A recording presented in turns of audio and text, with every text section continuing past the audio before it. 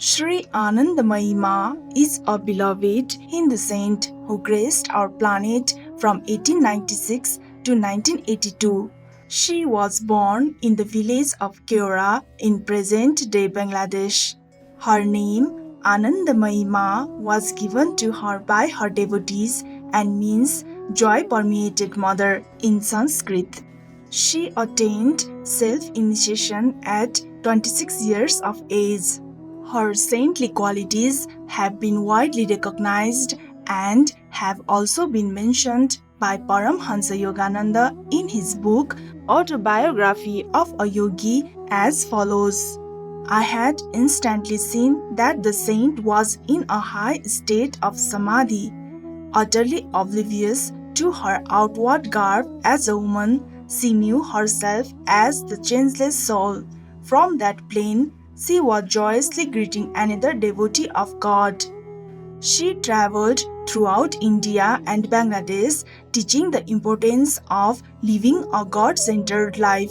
Everyone could be in tune with the divine, and every opportunity in one's life, be it work or family, done with sincerity, love and devotion would enable one to walk the noble path.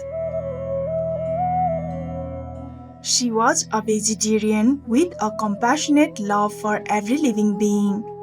Her acceptance of all faiths and backgrounds, along with her universal teachings of divine love and joy, has enabled countless people from different walks of life to benefit from her wisdom. Sri Anandamayi Ma was renowned for her realization of joyous self-sufficiency and ability to lovingly connect with people through her spontaneous discourses, kindly directed at the individual audience to enable greatest understanding. Today, it is a pleasure to share selections from the book Satvani, a collection of the teachings of Sri Anandamayi Ma, recorded and translated by her devotees Paiji and Atmananda respectively, where the devoted saint gives guidance on how to be close to God.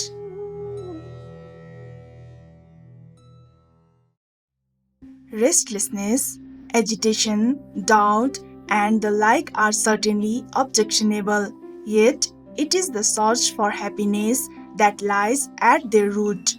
Like a child, thoughtlessly flitting here and there, not discriminating between good and evil, the mind ever seeks joy. But the evanescent pleasures of this world that come and go cannot hold the mind for long. Loving attention and reprimand are both necessary for the education of a child. In a like manner, the mind has to be trained. By frequenting the company of sages, saints, and seekers after truth, by harboring only pure and noble thoughts and emotions, by listening to religious discourses, and by reading books of wisdom, will be provided the right sustenance for the mind inwardly as well as outwardly. Gradually, you become free from all worries until at last you find your rest in the Supreme. On the battlefield, one has to lay stress on the means of self-defense rather than on provocative attack.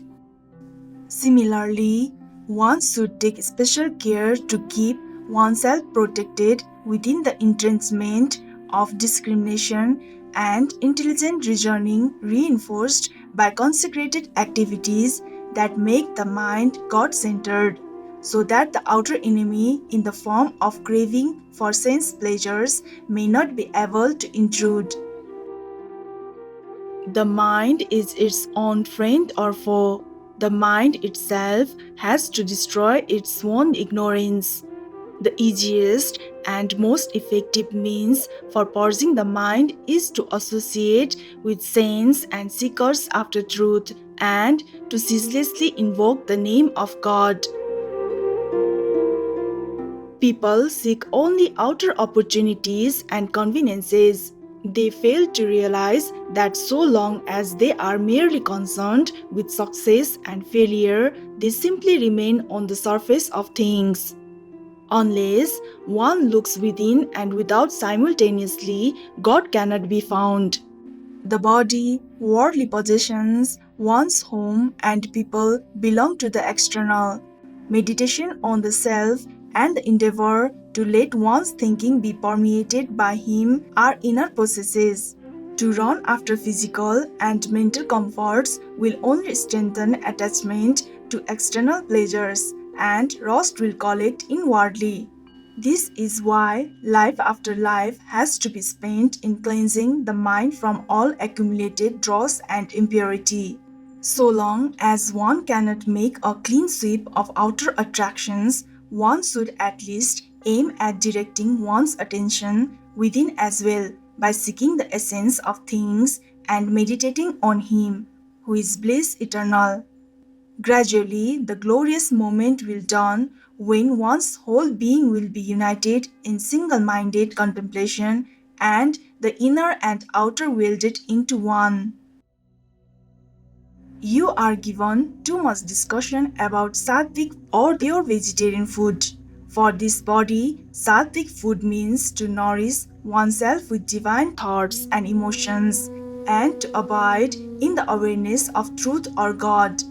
If once a day you eat perfectly pure vegetarian food but remain engrossed in worldly thoughts all day and night, of what use can sattvic food possibly be to you? Within the motor of the mind, pound the medicine of God's name or of self-inquiry with pure aspiration and partake of it. In this way, the opportunity for right diet as well as the necessary ingredients for making it effective will be provided from within. At all times, let your objectives be noble, give your whole attention to your work, your mind and body will then develop the qualities you are trying to create by sattvic food. Anything taken in through the senses is food. Therefore, be watchful and see that you do not become addicted to what you observe into yourself. Strive always to keep your appetites under control.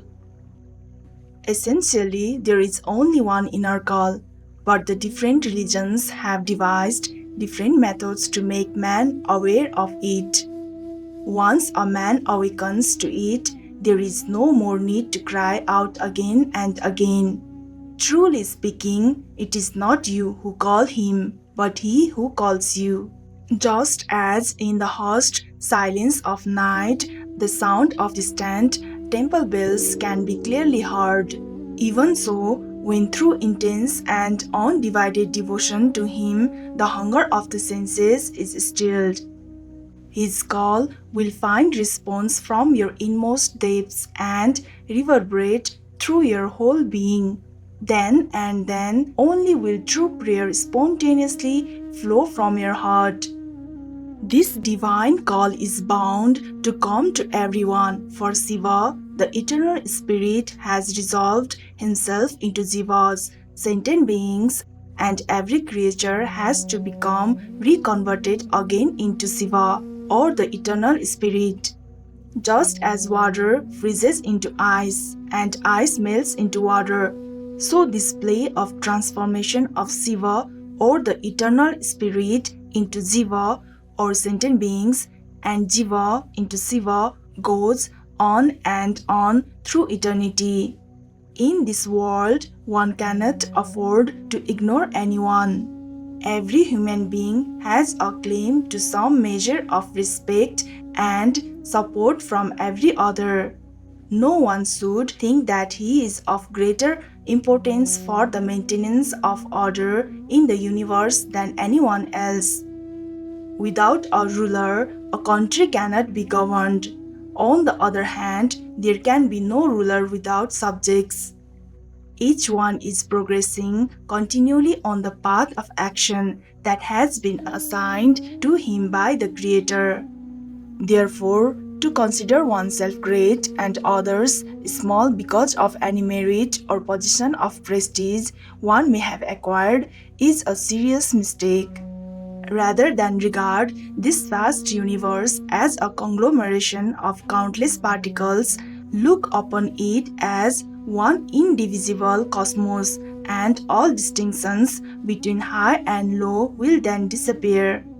A man who respects himself will have even more respect for others. Without respect, reverence cannot develop, and without reverence, love will not awaken. When love is wanting, the Lord of love recedes into the far distance and will be difficult to find. For more information on Sri Anandamayi Ma, vegetarian, please visit Sri Sri Anandamayi Ma Sangh.org.